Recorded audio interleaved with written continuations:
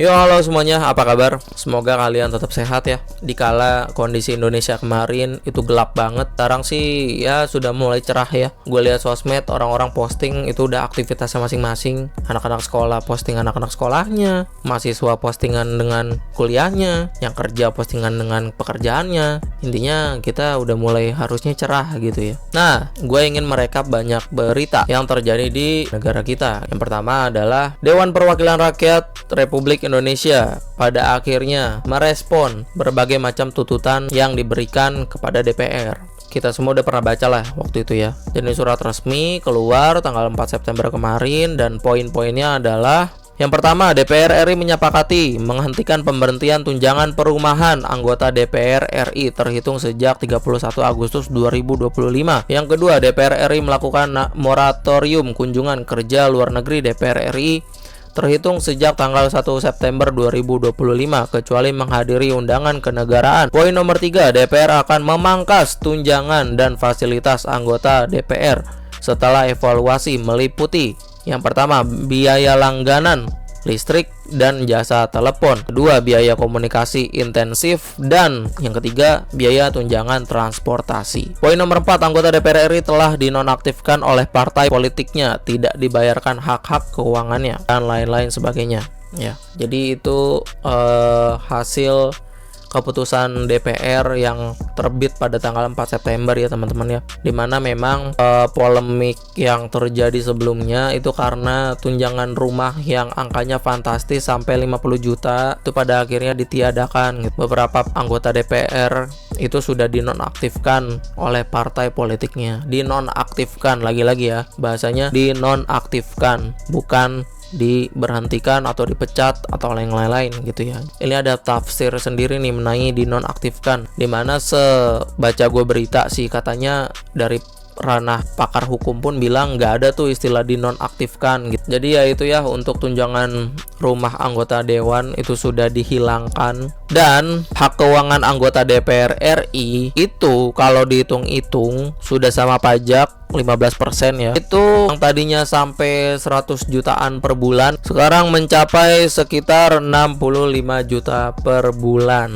Ya kalau menurut gua masih sangat amat besar ya. Entah kenapa gue punya pemikiran untuk para anggota dewan, mau yang DPR atau yang DPRD, bisa nggak sih mereka tuh cuma dapat gaji pokok gitu. Misalkan langsung aja jebret misalkan 2 digit 15 juta misalkan gitu anggotanya, udah nggak usah dapat tunjangan lagi, nggak usah dapat tunjangan ini, nggak usah gitu. Kayak misalkan biaya dinas gitu ya, oke lah misalkan ditanggung negara, yang masuk ke pribadi gitu loh, bisa nggak sih langsung aja dijebret di awal, udah nggak usah tambah-tambahan lain, kecuali mungkin misalkan THR atau apa gitu. Karena jujur aja ya, kalau dari namanya DPR, Dewan Perwakilan Rakyat, menurut gua punya pendapatan segitu per bulan, gaji dan tunjangan, itu tidak merepresentasikan rakyat nggak sih? Menurut gua itu angka yang masih mewah. Tapi ya balik lagi, pasti itu sudah dihitung matang-matang per satu anggota DPR-nya untuk segala macam kebutuhannya. Jadi ya itu bukan urusan gua. Ya semoga aja dengan adanya pemangkasan ini kinerja DPR itu bisa lebih profesional lagi ya. Apalagi dengan ricuh kemarin ya, keadaan ricuh kemarin yang emang benar-benar harusnya pihak DPR itu sadar mereka siapa, mereka tidak arogan. Itu bisa membuat pelajaran bagi para anggota dewan sih harusnya. Selanjutnya ada dari ranah kepolisian, di mana Bribka Rohmat sopir rantis penabrak Avan disanksi demosi 7 tahun. Jujur menurut gua lagi-lagi ya, penggunaan kata-kata yang agak-agak punya multi tafsir gitu. Demosi itu apa demosi? Beliau juga udah mengakui sih bahwasanya beliau tidak ada niatan untuk membunuh gitu-gitulah. Beliau menyesali, beliau nangis-nangis. Tapi emang kagak bisa ya dipecat gitu. Udah dipecat, udah keluar dari kepolisian gitu. Emang gak bisa apa? Kenapa harus pakai bahasa istilah-istilah demosi 7 tahun sih? Kenapa gitu? Kenapa nggak langsung tegas aja dipecat? Masalahnya nyawa yang hilang. Gue tetap nggak bisa habis pikir gitu ya. Nyawa orang hilang, kelindes mobil, dimana itu mobil juga sebenarnya anti granat, anti peluru, melaju kencang di ranah kerumunan, nabrak udah nabrak dilindes lagi, nggak pada akhirnya meninggal. Ya memang sih dari situ banyak tuh langsung pihak-pihak menemui keluarga untuk bertanggung jawab. Masalahnya kan nyawa hilang itu nggak bisa diganti apa-apa. Entah gua nggak ngerti kenapa vonis hukumannya begini, tapi yang jelas ya udah kita semua udah tahu bahwasanya ya udah vonis hukumannya begini, mau gimana. Cuma gua tetap nggak bisa rela ya cuman divonis demosi 7 tahun tuh biar urusan kepolisian aja. Tapi gue sebagai masyarakat sipil biasa kecewa lah. Selanjutnya lagi-lagi dari polisi ya, beberapa waktu yang lalu kita kan udah tahu ya bahwasanya Pak Prabowo Presiden Republik Indonesia waktu menjenguk kepolisian gitu ya, beliau bilang bahwasanya polisi yang bertugas yang terluka itu dinaikkan pangkat. Dan ini ada beritanya, 4 polisi yang terluka saat kawal demo di Jabar dapat kenaikan pangkat. Sebenarnya ya gue sebelumnya udah baca berita ini gitu, tapi setelah launching bener-bener naik pangkatnya secara seremonial, gue kayak nggak habis pikir gitu. Emang banyak aparat yang bertugas mati-matian mengamankan negeri ini sampai terluka, banyak memang. Tapi kalau ngeliat dari aksi demonstrasi kemarin, masyarakat sipil itu sampai ada yang meninggal juga ada. Yang tadi gue bilang sebelumnya, dilindas sama mobil yang anti granat, anti peluru. Hukumannya cuma demosi 7 tahun. Ini beberapa polisi yang bertugas hebat di lapangan, menerima luka, dinaikkan pangkat. Sedangkan pada saat itu, banyak rakyat yang tertindas. Bahkan sampai wartawan pun pada saat itu ikut kena juga. Cuman keputusan untuk naik pangkat ya udah. Selanjutnya Bapak Prabowo mereshuffle menteri ya, diantaranya adalah Menteri Keuangan yang tadinya Bu Sri Mulyani menjadi Bapak Purbaya Yudi Sadewa, dan ada penambahan menteri baru ya, yaitu adalah Menteri Haji dan Umroh, yaitu Bapak Muhammad Irfan Yusuf, dan wakil menterinya Bapak Dhanil Anzar Simanjuntak. Serta ada pemberhentian dari beberapa menteri, yaitu Bapak Budi Gunawan sebagai Menteri Koordinator Bidang Politik dan Keamanan, dan Bapak Dito Aryo Tejo sebagai Menteri Pemuda dan Olahraga. Ya, gue nggak tahu apa alasan beliau mereshuffle gitu ya, tapi yang jelas semoga tindakan beliau tepat. Semoga kinerja Kabinet Merah Putih itu bisa lebih profesional lagi. Ya, semoga bisa lebih membantu rakyat lagi. Semoga bisa lebih membuat Indonesia semakin maju ke depannya. Itu aja sih harapan gue. Dan terakhir, ini gue nggak ngerti ya kenapa bapak ini tiba-tiba asbun gitu kan. Padahal sebelumnya kita tahu masalah asbun tuh bisa melebar kemana-mana. Tapi ya nggak lama minta maaf lagi. Mana Bapak Menteri Agama Nasruddin Umar menyampaikan bahwasanya menjadi seorang guru itu mulia sekali, halalan thayyibah rezekinya itu, insya Allah. Maka itu jangan ikut-ikutan terhadap para pedagang. Emang tujuannya mencari uang, sedangkan guru itu tujuannya mulia. Bagaimana memintarkan anak orang, itu tujuannya, bukan cari uang. Kalau mau cari uang jangan jadi guru, jadi pedagang lah.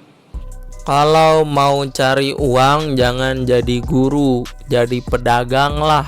Karena kata beliau tujuan jadi guru itu mulia, membuat pintar anak-anak. Jadi kalau tujuannya uang jangan jadi guru, jadi pedagang. Gua pas baca berita ini awal-awal kayak kenapa ya kok bisa asbun lagi? Ini udah ranah kepala menteri nih, agama lagi, bisa asbun lagi. Cuman gue sedih sih ketika bapak menteri ini ngomong hal kayak gitu. Gue nggak tahu lah ya.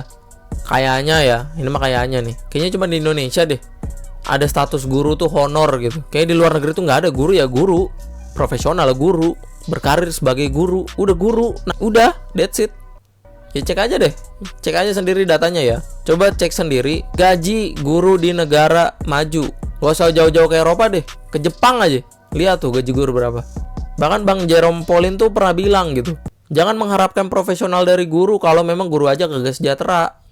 Jadi ya pas Bapak Menteri bilang seperti itu, gue sedih sih, kayak kok bisa ya. Terus feeling gue pas berita itu keluar, feeling gue langsung ini mah gak lama minta maaf nih. Bener. Nasruddin Umar, Menteri Agama Republik Indonesia, menyadari bahwa potongan pernyataan saya tentang guru menimbulkan tafsir yang kurang tepat dan melukai perasaan sebagian guru. Untuk itu saya sekali lagi mohon maaf yang sebesar-besarnya. Tidak ada niat sedikit pun bagi saya untuk merendahkan profesi guru. Bapak Menteri Agama kita minta maaf setelah itu. Dengan tidak bermaksud katanya membuat tafsiran yang kiti hati beberapa guru, gitulah intinya. Segampang itu ya kayaknya sekarang ya.